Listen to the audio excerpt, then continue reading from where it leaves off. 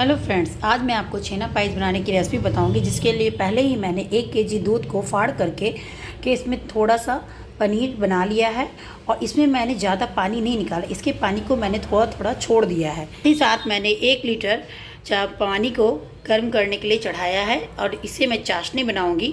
1 litre पानी में कम से कम आप 750 ग्राम चीनी डालिए। हमने गैस के फ्लेम को ऑन कर दिया है और साथ ही साथ मैंने दिया है।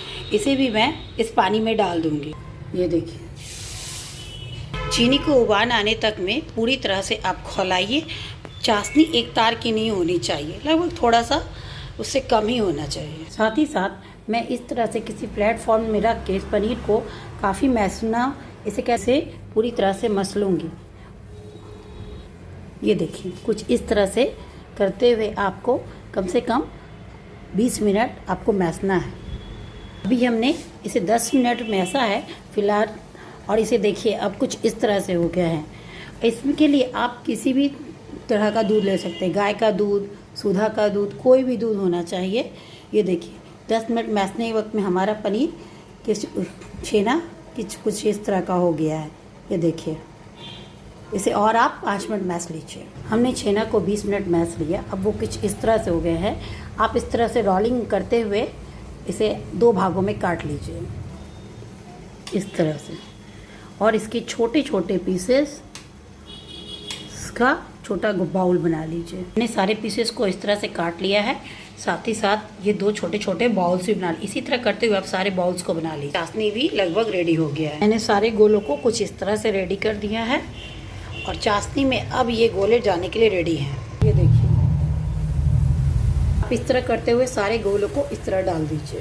10 मिनट तक इसे इसी तरह से हाई फ्लेम पर होने के लिए दीजिए। ये देखिए, हमारा 10 मिनट हो गया है और रसगुल्ले का साइज कुछ इस तरह से हो गया है। काफ़ी बड़ा बड़ा देख सकती हैं आप।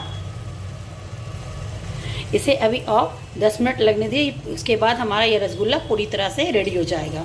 और साथ ही साथ अभी हमने 10 काजू, 10 आलमंड, 8 छोटी इलायची और थोड़े से केसर, इन सभी को डाल के थोड़ा सा मिक्सर ग्राइंड कर लीजिए। साथ ही साथ इधर आप 1.5 केजी दूध को गर्म होने के लिए छोड़ दीजिए। ये लगभग 1.5 केजी हैं, तो इसे लगभग 1 केजी होने तक पूरी तरह से बॉईल कीजिए। ये मैंने दूध को बॉईल होने के लिए चढ़ा दिया।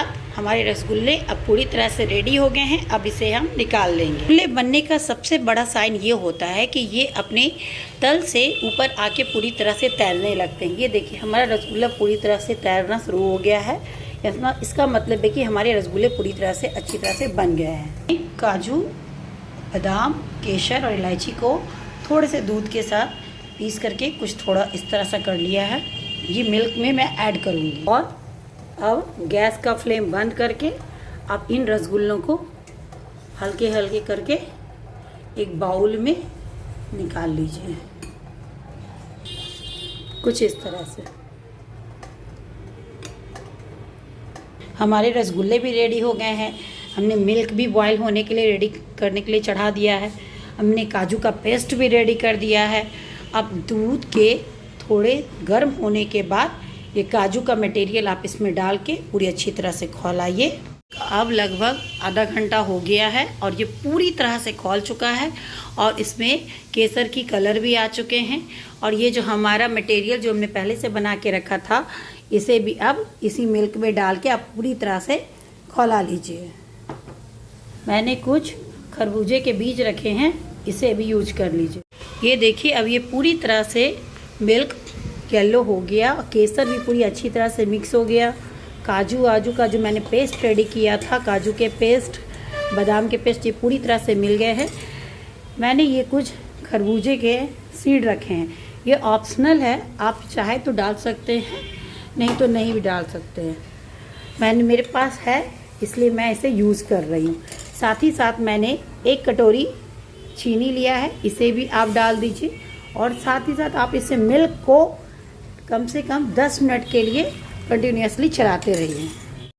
10 मिनट हो गया है और मिल्क भी पूरी तरह से चीनी में मिल गया है। और अब उसमें एक एक करके डाल दीजिए। ये देखिए, इस तरह करते हुए आप सारे गोलों को 1 बाय 1 करके उसमें डाल दीजिए। मैंने सारे रसगुल्लों को डाल दिया है। अब कम से कम इसे 10 मिनट तक इसी हाई फ्लेम पे आप बॉईल होने दीजिए और इसे फिर सर्व करने के लिए मैं रेडी करके आपको बताऊंगी। के बाद अब हमारा रसगुल्ला पूरी तरह से मिल्क में ऊपर आ गया।